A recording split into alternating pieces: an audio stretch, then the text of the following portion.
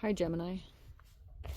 Welcome to your quantum reading. This is for Gemini Sun, Moon, Rising. Welcome to my cross watchers. Cross watcher, you could be dealing with a Gemini. The message could be for you. Feel free to take it however it resonates with you in your situation. Keep in mind, these are general and timeless readings. Everything that you need to access is down below in my description box, my website link, Instagram handle, all that good stuff. Never give your power away over to these readings. You're in full control of your own life choices and situations. So please keep that in mind. And thank you guys so much just for liking, subscribing. Thank you for all the ways you've been here and supported the channel. Let's go ahead and dive in. All right. So we have here the stratopause, which can talk about a period of transition, which can say basically that wherever you're at right now probably won't be permanent. There could be some kind of transition that's happening. Maybe you'll find yourself being in a different place, whatever is going on. But in the center here, we have the binary star. This is one of my favorite cards. It's actually been coming out a lot today, but it's kind of like, this could be focusing a little bit more on a harmonious relationship that you have in your life. Someone you see as being very similar to you, and that's aligned, and you could, some of you guys, you've known this person for a very long time, or this is someone that you are possibly going to meet, whatever it's talking about. But we have the geocentric model here, which is probably my, like, challenging energy that's coming in. This is basically talking, to me, it looks like there's some kind of partnership that's aligning, whatever it is, because I know some of you guys are single, some of you are in relationships, but this could even talk about a business situation, if that's what it is. Try to be as general as possible about what that is. But you might meet someone and you're like, you just hit it right off. You just feel that instant kind of like getting each other. It's very natural. You don't have to force it. This person, it's like really good energy like that. On the side is this geocentric model, which represents like some boundary violations. Okay, that's the general way of putting it. And this could just be one person is in a position of transition and the other person is experiencing someone else in their life is trying to purposefully like break down their boundaries, whether it's just like mentally, emotionally, physically, whatever it is, like trying to basically wear this person down, because they may still want to have access to them. There's the Nine of Swords. There's the Four of Swords. Okay.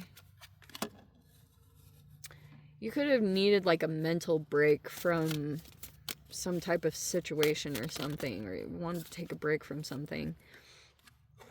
Because there's the Death card. That is Pluto retrograde, which is still going on.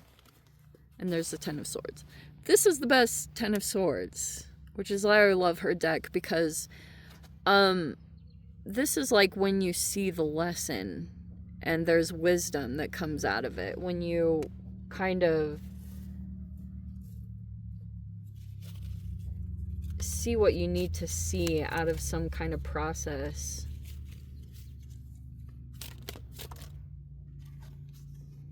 There's the Three of Pentacles.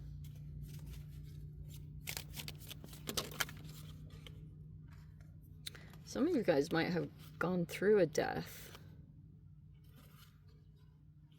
But we have the Moon in the reverse. We have the Eight of Cups in the reverse. We have the Six of Cups in the reverse.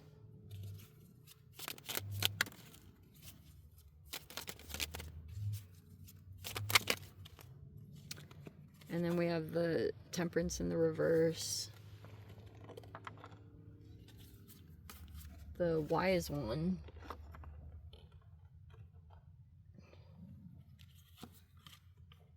And then we have the Knight of Wands and the Four of Cups. This is so appropriate. Okay. Here we go. Somewhere in the center there. Okay. So some of the recent energy I've been watching is, okay, you may start to experience either one or the other side of this energy. So I'm going to point out both of them so you can kind of like get the whole picture, and you can kind of decide for yourself how you fit into this, where you land. So here we go. This can talk about nostalgia or whatever current situation you're going through is starting to trigger some old emotions. And it might have been through this process. So, you know, when you go through some intense fears, or when something, you know, maybe they're even prophesying. Yeah. So there could have been this process of going through this. Like some kind of intense energy could have come up, because that's kind of what happens. There's like these climatic points that happen when all these retrogrades start to accumulate, and it's like kind of this buildup, and then it gets to this climatic point, and then it starts to kind of dissipate. It kind of goes through this decline of the energy, like it just dissipates after the climatic moment. That's kind of how I watch energies, is they go through this buildup and then boom, and then it's like, okay, now we're calming down. And that could have been something that happened, and through that process, like, you could have met some of your fears. Yeah, those could have been triggered quite a bit. They could even feel a bit emotionally dysregulating at times, and you have to kind of keep your cool. You're aware of it, and I'm sure you are, but you could, I feel like this is someone else that you're dealing with, is like dealing with another, like, person that's either highly sensitive or really intuitive. But okay, so there's this person here that is feeling like you're working with them. You could be all about like who you're working with at this time, and there could be one in particular. Actually, no, we're gonna focus on the three. Okay, so here's what's going on. There are these three people, and the reason why that's significant is because generally you need the three that's going to reflect some of this shadow stuff. That's why I was saying it's going to feel like it's triggering some old memories. And basically what it can manifest is the whole, like, someone that is like being seen. Maybe it's someone that's got a really good social image, either because of their physical looks or the thing that they're involved in. You know, if this person cares a lot about their public image and, you know, saying the right things, being associated with the correct thing, that's one side of it. The other side can be a person who their front image is something that wouldn't be quite as socially acceptable. So it can either be a little bit taboo, or it's someone that maybe typical people that care a lot about their reputation or their image would be concerned that if they appear to be socially connected with someone, that it would receive some kind of negative judgment or opinion from outsiders that are looking into the situation. And basically what I'm trying to get around to is there's a person that's taking that into consideration when it comes to who they want to be seen with being connected to. Now, here's the fascinating manifestation of the two different archetypes. The person that is maybe doing something that's a little bit more socially taboo, or it's not as like publicly favorable for whatever reasons, like whatever it could, whatever the reasons are. But the catch 22, maybe that's what we're going to call this. Catch 22 is that the internal work is different. And I know this is going to sound all complex, but I'm going to try to circle this around so you get what the heck I'm saying.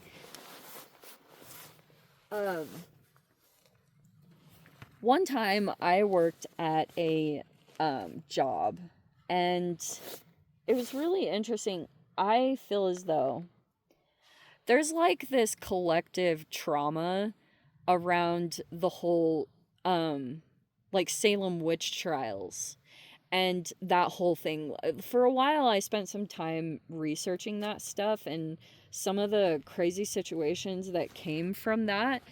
And so I do feel like the fact that it's in the education system means that, like, there's some kind of collective trauma around those things, which is ultra confusing because if you do look into quantum physics, most physicists are going to talk about what happens at the quantum level, that it's magical, that it is straight up magic. And that's where it's kind of conflicting because, so when we talk about personality styles, let me jump back to where I worked. So I worked in this really cool little place. It really was kind of cool. And it was a whole community of people, seriously. There was a lot of people at this company. And every year they did like this event because it was a very popular event place. And they would basically do this whole Halloween celebration where it would all be focused around witches. And you know, it was super fascinating because like this was in an ultra conservative environment. Like seriously, the whole state is highly conservative. And so it has a lot of repressed people that are like closeted. I'm not just talking about sexual preference. I'm talking about people that are closeted with some of the things that they're into, you know? Like, because when you've got such extreme levels of conservatism, I don't know if that's a word, but you know what I'm saying. When you have extreme levels of that, it will always 100% create a shadow of shame. And that's why when you have countries like over in, I think it was like the Netherlands, I could be wrong on that, but where they made drugs socially, like they made them legal. And they actually saw, I need to go back and double check this, but I am pretty sure that I saw this, that when they made drugs legal, their people and their drug use actually decreased because they erased the stigma of it being wrong, which took away people's addiction to shame.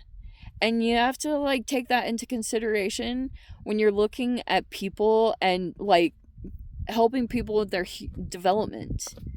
Like people are generally, if they grew up in constantly being shamed, and they're automatically going to be drawn to those things because they've been shamed their entire life. So they're going to be drawn to the taboo things in society. And it's like, that's where all the conflict, everything is almost like a, what's that word? Like a reverse psychology. People in this society think that you have to like create all these rules and restrictions to try to get like good behavior. But it's opposite. If you actually create openness and a curiosity around most of them, it would actually decrease so much resistance in people in general. And I do feel like that's the same, like, anyway, that's my whole take on this, and that's why I wanted to bring that up, because you can get these situations that come up, and part of the thing that will happen and will manifest just from that whole thing that I described is these people that say all the right things, you know, but their inner development hasn't really happened. And there's an integration that has to take place when you actually let that closeted part come out and be expressed. That's partly why I know people, like, I get judgments for what I do, but I don't care because I'm not one of those repressed people that are like keeping my like things shady and hidden. And that's where like the shadow work comes into play, when you actually embrace certain parts of your shadow. And that's why I more than likely am going to trust someone who accepts the part of themselves that's into something versus someone who is creating some kind of image to be perceived as being perfect, but inside there's an internal conflict because there's like repressed aspects. I literally don't know a human that doesn't have that. Okay, and I will I would be surprised if someone could somehow prove that they don't have that. But anyway, I don't know if that made any sense at all, but that's what I'm talking about. Some of the feelings that get triggered, because some of the people that can come into play will reflect that exact dynamic, where someone has some kind of power or strength because they did that kind of shadow integration, versus someone else who's putting on an image and they don't have the same power, but because of the social image, that's power, but they have to get their power for, I don't know. It's super strange. I don't know how to describe it, and I don't know if that made any sense, but I'm going to dive into the extended. So if you guys want to join me over there, feel free. Go down below, click on the Vimeo link, see you over there. But Gem, if this is where we leave things, sending you so much love, wishing you all the very best. See you in the next reading. Take care.